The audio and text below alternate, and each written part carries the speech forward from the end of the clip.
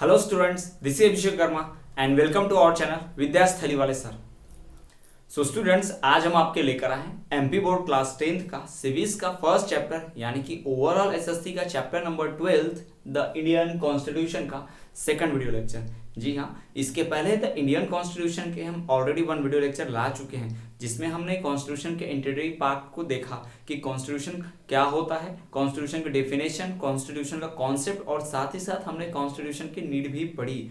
और स्टूडेंट्स, आज के इस वीडियो लेक्चर में हम डिस्कस करेंगे कि कॉन्स्टिट्यूशन का फॉर्मेशन कैसे हुआ, कैसे इंडिया का संविधान, भारत का संविधान इंडियन कॉन्स्टिट्यूशन फॉर्मुलेट हुआ, किन लोगों ने फॉर्मेट किया, ये आइडिया कहाँ से आया और किस तरह से सब परफॉर्मेंस वर्किंग प्रोसेस हुआ, ये सारा चीज हम डिस्कस करेंगे। तो स्टूडेंट्स, आज हमें जानने मिलेगा कॉन्स्टिट्यूशन के फॉर्मेशन के बारे में, भारतीय संविधान का निर्माण। तो स्टूडेंट्स, आज का वीडियो बहुत ज्यादा अमेजिंग और इंटरेस्टिंग होगा, वीडियो के अंत तक बने रहेगा।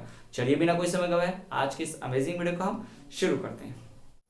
सो स्टूडेंट, जैसा कि हम जानते हैं कि इंडियन कॉन्स्टिट्यूशन जो है पूरे वर्ल्ड में लार्जेस्ट एंड रिटन कॉन्स्टिट्यूशन है। जी हाँ, भारत का संविधान जो है पूरी दुनिया का सबसे बड़ा और साथ ही साथ लिखित संविधान भी रिटन फॉर्म में है।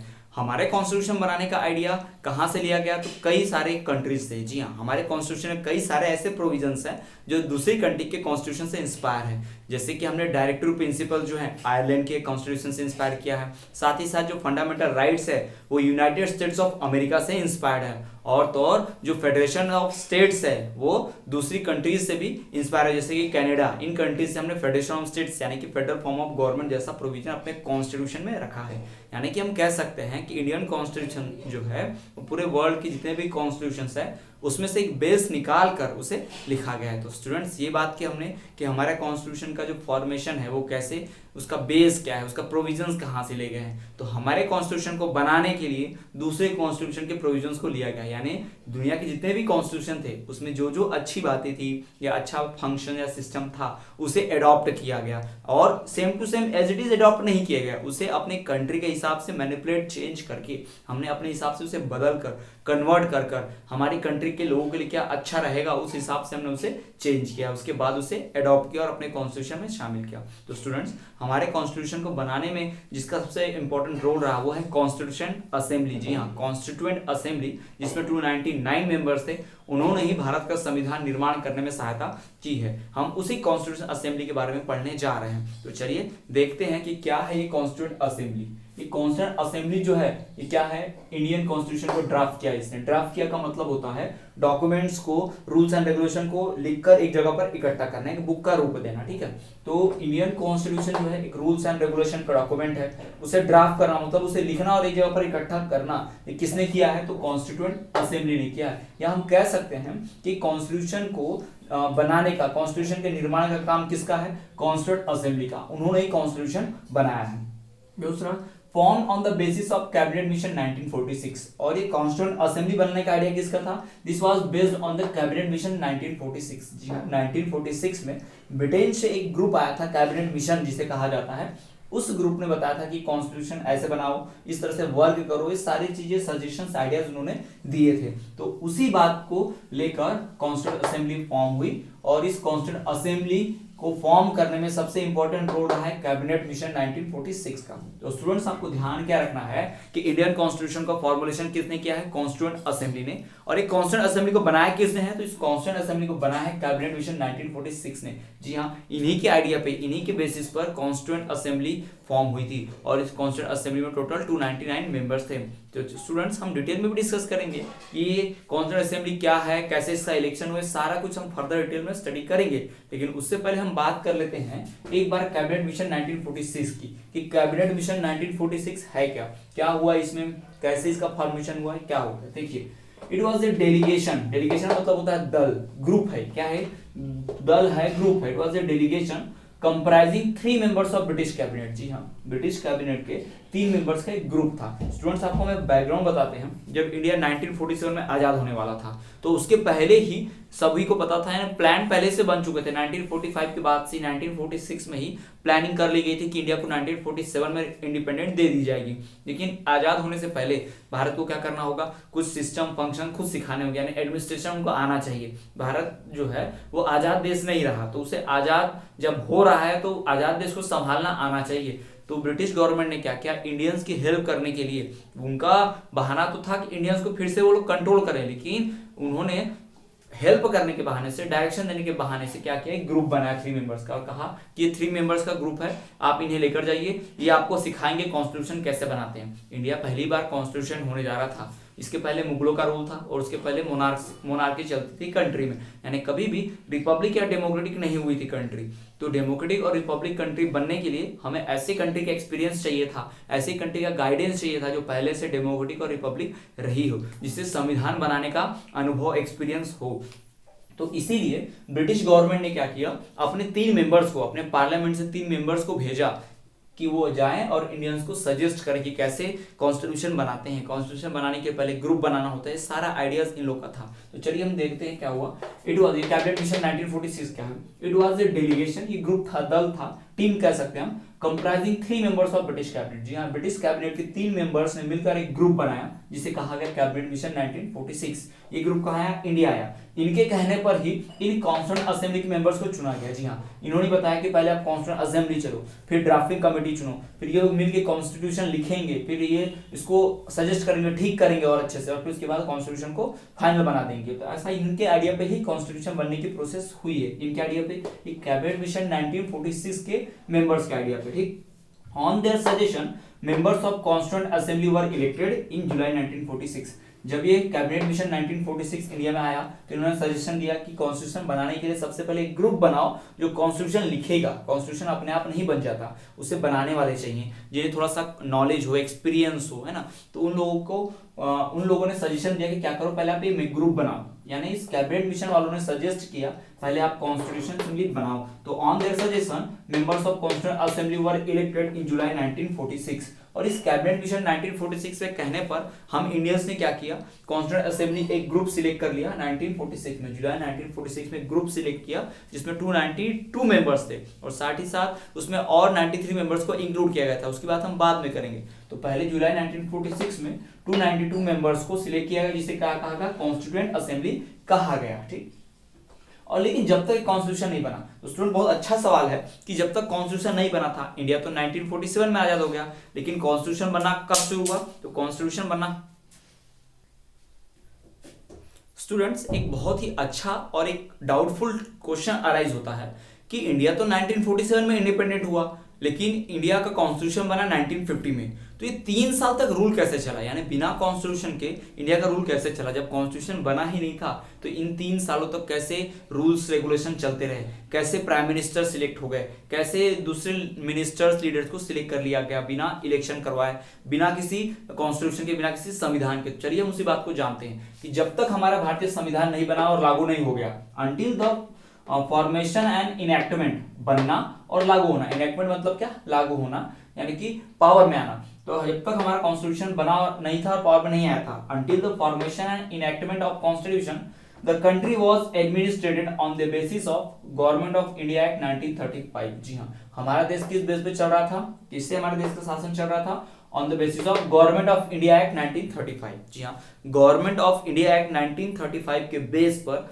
हमारे देश का शासन चल रहा था 3 सालों तक, 1947, 1948, 1949, 1950 में तो कॉन्स्टिट्यूशन लागू हो गया। यानी कि इन 3 सालों में भारत का जो शासन है वो किस पद्धति पर चला, गवर्नमेंट ऑफ इंडिया एक्ट 1935, यानी कि ब्रिटिशर्स ने जो कॉन्स्टिट्यूशन बनाया था 1935 में। जी हाँ, इंडिया को गवर्न करने के लिए, इंडिया को रूल करने के लिए 1935 में जो कॉन्स्टिट्यूशन बनाया गया था उसे क्या कहा जाता है, गवर्नमेंट ऑफ इंडिया एक्ट 1935।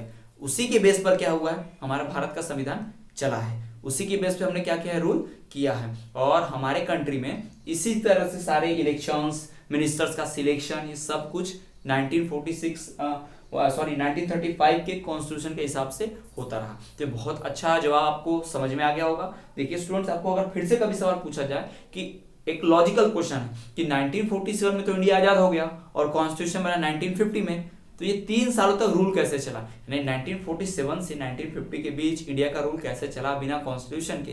तो जवाब ये होगा कि until the formation and enactment of Indian constitution the country was govern and administrated on the basis of government of India act 1935। जी हाँ, देश किस पे चल रहा था, गवर्नमेंट ऑफ इंडिया एक्ट 1935 के बेस पे, ठीक।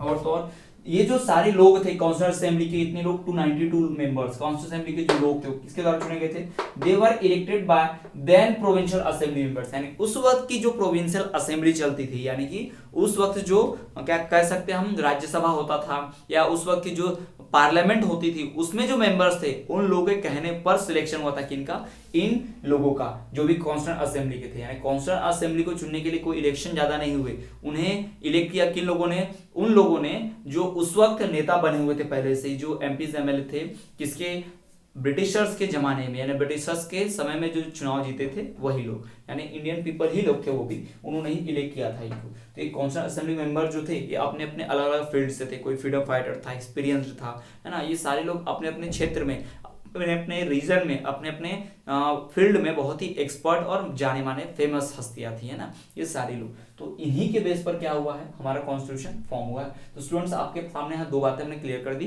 कॉन्स्टिट्यूएंट असेंबली क्या है और कैबिनेट मिशन 1946 क्या है, साथ ही साथ गवर्नमेंट ऑफ इंडिया एक्ट 1935 क्या है। तो स्टूडेंट्स चलिए हम बात करते हैं कि कैसे हमारे कॉन्स्टिट्यूएंट असेंबली का फॉर्मेशन हुआ, इलेक्शन हुआ, चलिए हम देखते हैं। सो स्टूडेंट्स हमें बात करनी है कॉन्स्टिट्यूएंट असेंबली के फॉर्मेशन के बारे में। जी हाँ, कॉन्स्टिट्यूएंट असेंबली का फॉर्मेशन किस तरह से हुआ ये तो हम पढ़ चुके हैं। अब हम बात करेंगे कि कॉन्स्टिट्यूएंट असेंबली में मेंबर्स कैसे थे, इन्होंने कॉन्स्टिट्यूशन का फॉर्मेशन कैसे किया, कितना समय लगा कॉन्स्टिट्यूशन फॉर्म होने में, और एक कॉन्स्टिट्यूशन असेंबली का फॉर्मेशन, इंडिया का कॉन्स्टिट्यूशन बनना, ये किसका रिजल्ट था। तो चलिए हम जानते हैं कॉन्स्टिट्यूएंट असेंबली के बारे में कुछ और डिटेल्स। स्टूडेंट्स जैसा कि हमें पता है कॉन्स्टिट्यूएंट असेंबली जो है ग्रुप ऑफ मेंबर्स था, यानी इसमें कई मेंबर्स चुने गए थे। शुरुआत में जो मेंबर्स चुने गए थे कॉन्स्टिट्यूएंट असेंबली में वो टोटल 398 मेंबर्स थे। जी हाँ, 398 मेंबर्स को चुना गया था।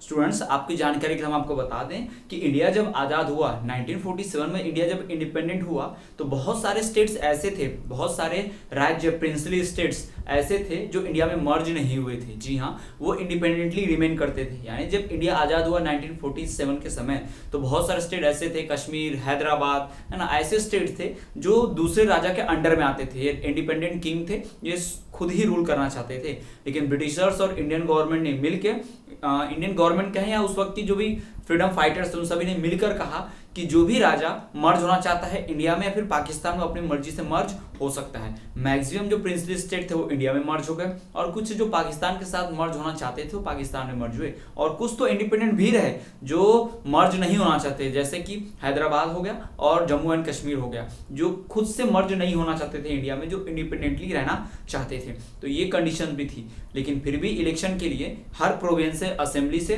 और इन प्रिंसली स्टेट से एक मेंबर चुना गया था। तो टोटल 398 मेंबर्स चुने गए थे इंडिया का कॉन्स्टिट्यूशन फॉर्मेशन करने के लिए, लेकिन अभी तक बंटवारा नहीं हुआ है, यानी देश का विभाजन, इंडिया और पाकिस्तान विभाजन अभी भी नहीं हुआ, तो एक साथ थे। यानी कि बंटवारे से पहले, before the partition of India, there were 398 members in the constituent assembly. जी हाँ स्टूडेंट्स, आपको एक बात ध्यान रखनी है कि कॉन्स्टिट्यूएंट असेंबली में बंटवारे से पहले, यानी भारत देश का जब बंटवारा हुआ उससे पहले कॉन्स्टिट्यूएंट असेंबली यानी कि भारत का संविधान बनाने के लिए टोटल 398 मेंबर्स थे, जिसमें मुस्लिम लीग भी थी। लेकिन जब पाकिस्तान और भारत का विभाजन हुआ और पाकिस्तान बना, यानी कि जब भारत देश का विभाजन हुआ तो एक नया मुल्क जिसे पाकिस्तान कहा गया है वो बना, तो इसमें मुस्लिम लीग ने पार्टिसिपेट करने से मना कर दिया कॉन्स्टिट्यूएंट असेंबली ने, और मुस्लिम असेंबली के लीडर्स कहाँ चले गए, पाकिस्तान का कॉन्स्टिट्यूशन बनाने। फिर हमारे कॉन्स्टिट्यूएंट असेंबली में, यानी कि इंडिया के कॉन्स्टिट्यूएंट असेंबली में टोटल कितने मेंबर्स रह गए, 299 मेंबर्स रह गए। जी हाँ, यानी इंडिया और पाकिस्तान दोनों जब एक में थे तो इंडिया कंट्री का कॉन्स्टिट्यूशन बनाने के लिए टोटल 398 मेंबर्स का चुनाव किया गया था। लेकिन बाद में जब इंडिया का पार्टीशन हो गया और पाकिस्तान एक नई कंट्री फॉर्म हुई रिलीजन के बेस पे, तो उस कंट्री में 398 में से 99 मेंबर्स चले गए कहां पर, कॉन्स्टिट्यूशन बनाने उस देश का। तो टोटल कितने बच गए, 299 मेंबर्स बच गए इंडिया का कॉन्स्टिट्यूशन फॉर्मुलेट करने के लिए। स्टूडेंट्स हम आपको बता दें कि जो बैकग्राउंड है कॉन्स्टिट्यूएंट असेंबली का, जिसमें हमने बात की कि ये जो भी कैबिनेट मिशन प्लान 1946 के तहत हो रहा है, हमने अभी पढ़ा वीडियो में। लेकिन स्टूडेंट्स आपको ये भी जानना होगा कि कॉन्स्टिट्यूशन बनना सिर्फ और सिर्फ ब्रिटिश गवर्नमेंट या हमारे कुछ नॉर्मल इंडियन फ्रीडम फाइटर्स जैसे कि जवाहरलाल नेहरू, महात्मा गांधी की ही देन नहीं है, जबकि कॉन्स्टिट्यूशन का फॉर्मेशन हमारे सबसे बड़े नेता फ्रीडम फाइटर जो एग्रेसिव लीडर माने जाते थे, लोकमान्य तिलक, बाल गंगाधर तिलक, जी हाँ, उनके ही प्रयासों का स्वरूप है। गांधी जी से बहुत पहले, जवाहरलाल नेहरू से बहुत समय पहले स्वराज बिल लाया गया था, जिसे किसने लाया था, लोकमान्य तिलक, बाल गंगाधर तिलक। जी हाँ, लोकमान्य बाल गंगाधर तिलक, जी हाँ, वही हमारे फ्रीडम फाइटर जिन्होंने क्या किया था, एक स्वराज बिल लाया था अंग्रेजों के लिए बोलने के। अंग्रेजों ने कहा कि अगर आप कंट्रोल में रहेंगे, यानी कि आप फ्रीडम फाइटिंग नहीं करेंगे, यानी कि आप आज़ादी के लिए नहीं लड़ेंगे तो हम आपको आज़ादी दे सकते हैं, मीन्स आपको कॉन्स्टिट्यूशन देंगे, आप कॉन्स्टिट्यूशन फॉर्म कर सकते हैं, अलग अलग तरीके से आपको फ्रीडम मिलेगी, ऐसा ब्रिटिशर्स ने कहा था। लेकिन हमारे जो लीडर थे उस वक्त के बाल गंगाधर तिलक जी, उन्होंने मना कर दिया था। उन्होंने कहा था कि हमें पूरी आज़ादी चाहिए और हमें सेल्फ डिपेंडेंसी, सेल्फ इंडिपेंडेंस, और हमारा कॉन्स्टिट्यूशन चाहिए खुद का, जिसे स्वराज बिल कहा गया है ना। स्वराज का मतलब क्या होता है? स्वयं का राज, सेल्फ इंडिपेंडेंस जिसे कहा जाता है उसे स्वराज कहते हैं। तो उन्हीं की बदौलत, यानी लोकमान्य तिलक, बाल गंगाधर तिलक की बदौलत ही हम क्या कर पाए हैं? कॉन्स्टिट्यूंट असेंबली फॉर्म कर पाए, और उसी कॉन्स्टिट्यूंट असेंबली कॉन्स्टिट्यूशन फॉर्म किया। यानी कॉन्स्टिट्यूशन का फॉर्मेशन किसका रिजल्ट है, किसकी मेहनत का फल है? लोकमान्य बाल गंगाधर तिलक जी का, जिसे साकार किया किसने? हमारे बाबा साहेब भीमराव अंबेडकर जी ने। उसके बारे में हम आगे पढ़ेंगे ड्राफ्टिंग कमेटी में, क्योंकि उसके पहले हम कॉन्स्टिट्यूंट असेंबली पर आते हैं कि इंडिया का कॉन्स्टिट्यूशन बनाने में कितने टोटल मेंबर्स थे? 299 मेंबर्स। याद रखिए 398 कब थे? जब इंडिया का पार्टीशन नहीं हुआ था। ठीक, इंडिया का पार्टीशन होने के बाद there were 299 members in constituent assembly after partition of India. जी हाँ, भारत के बंटवारे के बाद कॉन्स्टिट्यूंट असेंबली में कुल 299 सदस्य रह गए थे। दूसरा, the formation of constitution assembly was the result of Swaraj bill. जी हाँ, कॉन्स्टिट्यूंट असेंबली का फॉर्मेशन किसका परिणाम है, किसका रिजल्ट है?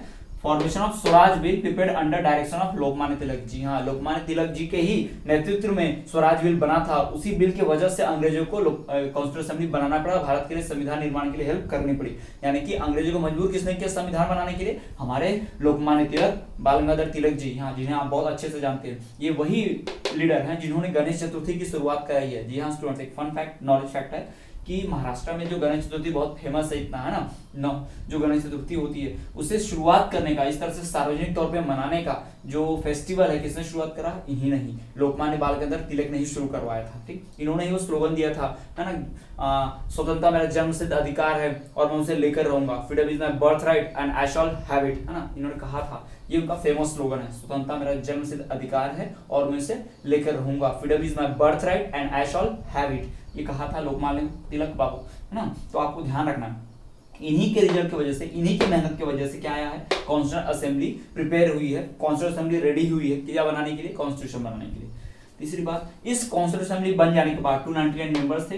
ये असेंबली बनी किसकी मदद से? लोकमान्य तिलक जी की मदद से, उन्हीं के मेहनत के कारण। और अब बन जाने के बाद इसकी बात करते हैं कि मीटिंग वगैरह कैसे, इसके हेड कैसे बने। तो कॉन्स्टिट्यूशन असेंबली का पहला जो मीटिंग हुआ 9 दिसंबर 1946 को। जी हाँ, कॉन्स्टिट्यूंट असेंबली का फर्स्ट मीटिंग हुआ है 9 दिसंबर 1946 को, जिसमें ऐसे टेम्पररी चेयरमैन चुना गया था। किसे? सच्चिदानंद सिन्हा को। जी हाँ, सच्चिदानंद सिन्हा को टेम्पररी चेयरमैन यानी हेड उस कमेटी, कॉन्स्टिट्यूंट असेंबली का हेड किसे चुना गया? शुरुआत में सच्चिदानंद सिन्हा को, ये टेम्पररी हेड थे। ठीक, उसके बाद फिर जब नेक्स्ट मीटिंग हुई, सेकंड मीटिंग 11 दिसंबर 1946 को, तो उसमें डॉक्टर राजेंद्र प्रसाद को परमानेंट चेयरमैन चुना गया। जी हाँ, हमारे आजाद भारत के प्रथम राष्ट्रपति डॉक्टर राजेंद्र प्रसाद को चुना गया, इस कॉन्स्टिट्यूंट असेंबली का हेड चुना गया सेकंड मीटिंग में।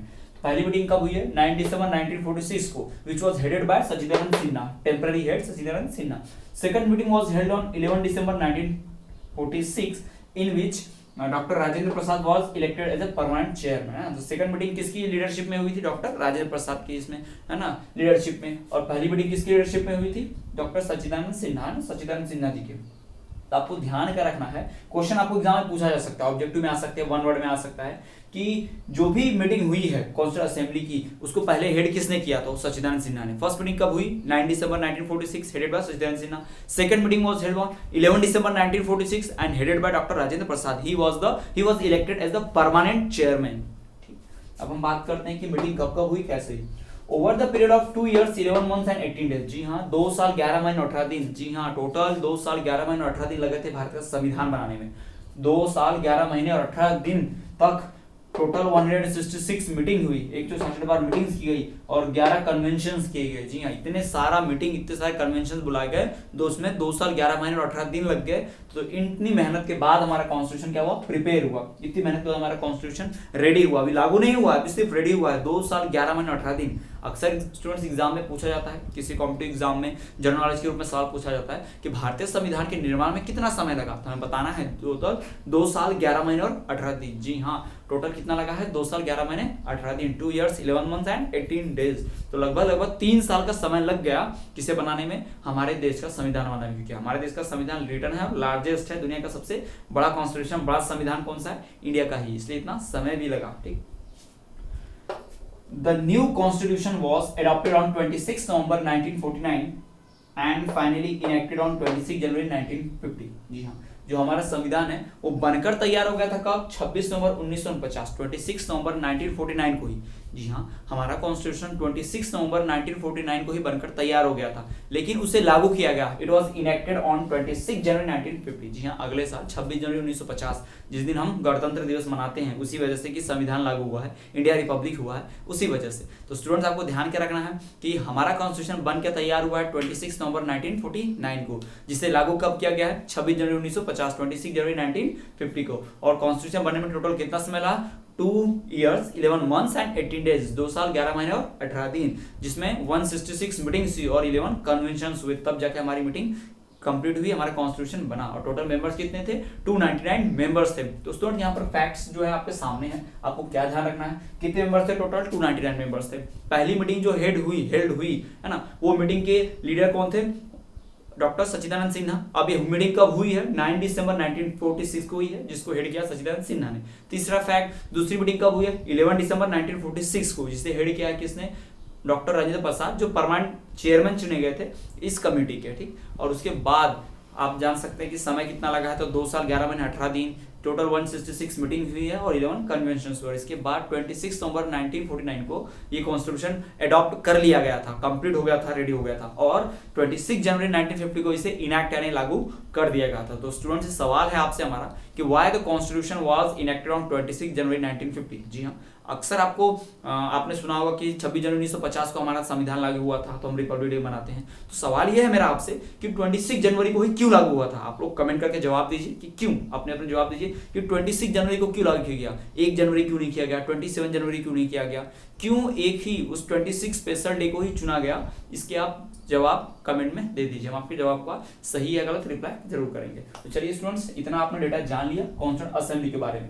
और स्टूडेंट्स, अब हम बात करेंगे ड्राफ्टिंग कमेटी के बारे में कि ड्राफ्टिंग कमेटी क्या थी, किसने बनाई थी, हेड कौन थे, कौन मेंबर्स थे उसमें, और उसका काम क्या था। तो चलिए हम जानते हैं ड्राफ्टिंग कमेटी के बारे में। स्टूडेंट्स, जैसा कि हमने कॉन्स्टिट्यूएंट असेंबली के बारे में पढ़ा कि कॉन्स्टिट्यूएंट असेंबली वो ग्रुप है जो कॉन्स्टिट्यूशन फॉर्मेशन के लिए बनी है। तो स्टूडेंट, ठीक उसी प्रकार एक और ग्रुप का फॉर्मेशन किया गया था, एक और कमेटी का फॉर्मेशन किया गया था, जिसे कहा गया था ड्राफ्टिंग कमेटी। जी हाँ, ड्राफ्टिंग मतलब ड्राफ्ट करने वाली, कॉन्स्टिट्यूशन को लिखने वाली कमेटी बनाई गई थी। स्टूडेंट्स, इस ड्राफ्टिंग कमेटी में बहुत ही इंपॉर्टेंट लीडर्स, बाबा साहब अम्बेडकर जैसे लोग थे। जी हाँ, इन लीडर्स ने, ऐसे बड़े बड़े लोगों ने, स्कॉलर्स लोगों ने क्या किया? अलग अलग देशों के कॉन्स्टिट्यूशन को स्टडी किया, उनके बारे में जितनी भी कॉन्स्टिट्यूशन में अच्छी बातें हो सकती थी, उन अच्छी बातों को देखा। उन ग्रुप के लोगों ने, उन कमिटीज के लोगों ने क्या किया? अलग अलग टॉपिक्स पे, किसी ने फंडामेंटल राइट्स के ऊपर, किसी ने ट्रेड के ऊपर, किसी ने राइट टू कुछ भी ऐसे कि कमिटी के राइट्स हो, राइट टू बिजनेस हो, इस तरह के अलग अलग रूल्स रेगुलेशन जो अलग अलग फील्ड में होते हैं, ट्रांसपोर्ट के रूल्स, कम्युनिकेशन के रूल्स,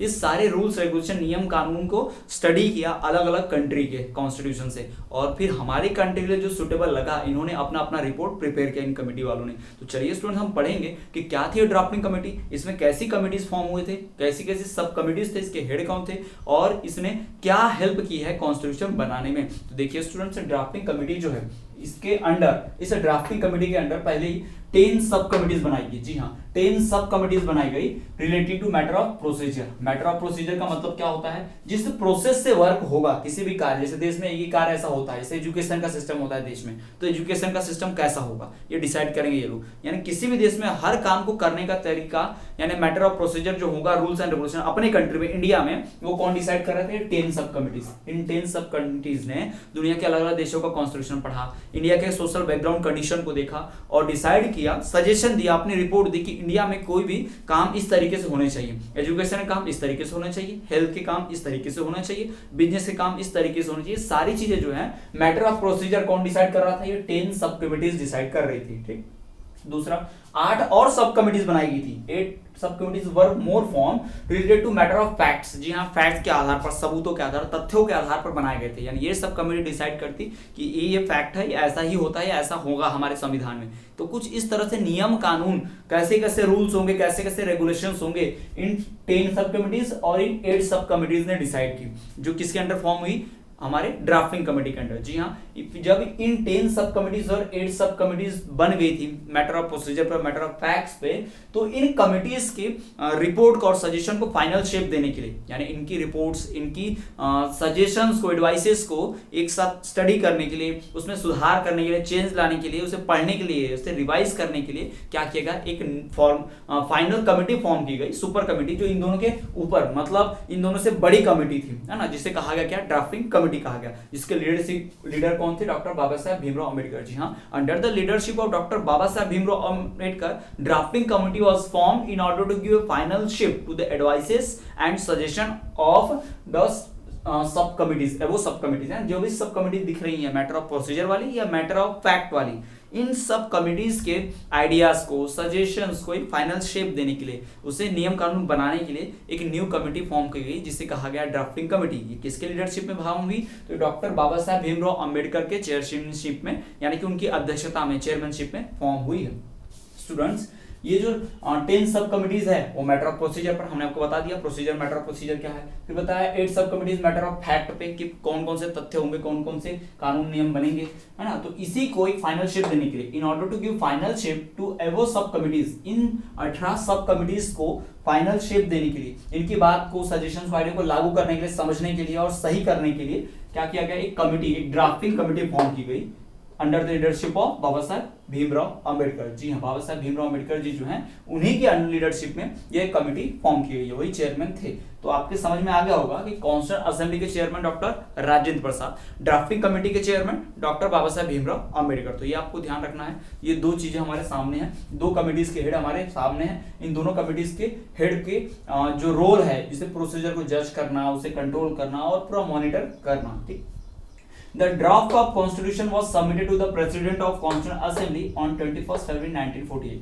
जब इन दोनों कमिटीज वालों ने, ये मैटर ऑफ फैक्ट वाले, मैटर ऑफ प्रोसीजर वाले, यानी 18 सब कमिटीज ने अपने अपने आइडिया ला लिए, सारे दूसरे के संविधान कॉन्स्टिट्यूशन को पढ़ लिया और सारी अच्छी बात उसमें से निकाल ली और इंडिया के लिए क्या अच्छा, ये सब डिसाइड कर लिया। तो इनकी रिपोर्ट्स को फिर क्या किया, ड्राफ्टिंग कमेटी के हेड ने क्या कर दिया, किसके पास पहुंचा दिया, कॉन्स्टिट्यूएंट असेंबली पे। जी हाँ, ड्राफ्टिंग कमेटी में जो मेंबर्स थे वो कम थे। ये जो ड्राफ्टिंग कमेटी के मेंबर्स हैं, ये बहुत पढ़े लिखे थे, कानून के जानकार थे, अच्छे स्कॉलर लोग थे। तो इन लोगों को जो भी डिसीजन था, वो डिसीजन किसके पास पहुंचा गया, कॉन्स्टिट्यूएंट असेंबली के लीडरशिप के पास, यानी कि डॉक्टर राजेंद्र प्रसाद के पास। कब पहुंचा गया, 21 फरवरी 1948।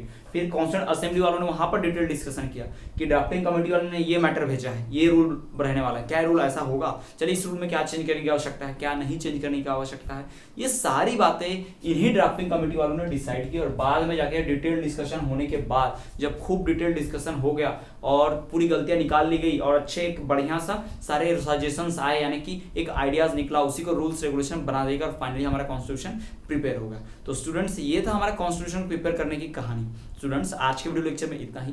आज आपने पढ़ा ड्राफ्टिंग कमेटी के बारे में, कॉन्स्टिट्यूएंट असेंबली के बारे में, नीड ऑफ कॉन्स्टिट्यूशन के बारे में, साथ ही साथ कॉन्सेप्ट ऑफ कॉन्स्टिट्यूशन के बारे में। स्टूडेंट्स, अगले वीडियो में हम जानेंगे प्रीएम्बल ऑफ द कॉन्स्टिट्यूशन के बारे में और हमारे कॉन्स्टिट्यूशन के फीचर्स के बारे में। इंडियन कॉन्स्टिट्यूशन का प्रीएम्बल क्या है और भारत का जो संविधान है उसकी खासियत क्या है, उसकी क्या खास बातें हैं, फीचर्स ऑफ इंडियन कॉन्स्टिट्यूशन पढ़ेंगे। So students, I hope video lecture को पसंद आया होगा। वीडियो को लाइक कीजिए, अपने फ्रेंड के साथ ज्यादा शेयर कीजिए। यदि कोई डाउट है तो कमेंट कर दीजिए, हम आपको डाउट दूर करने की पूरी कोशिश करेंगे। और स्टूडेंट, जो आपसे सवाल पूछा गया है कि 26 जनवरी 1950 को, यानी कि 26 जनवरी 1950 को ही भारत का संविधान कॉन्स्टिट्यूशन क्यों लागू किया गया, इसका जवाब हमें आप कमेंट करके बताइए। आपका जवाब सही होगा तो आपको थम्स अप मिलेगा। तो चलिए स्टूडेंट्स, इसी तरह देखते रहिए और बने रहिए हमारे चैनल पर विद्यास्थली वाले सर।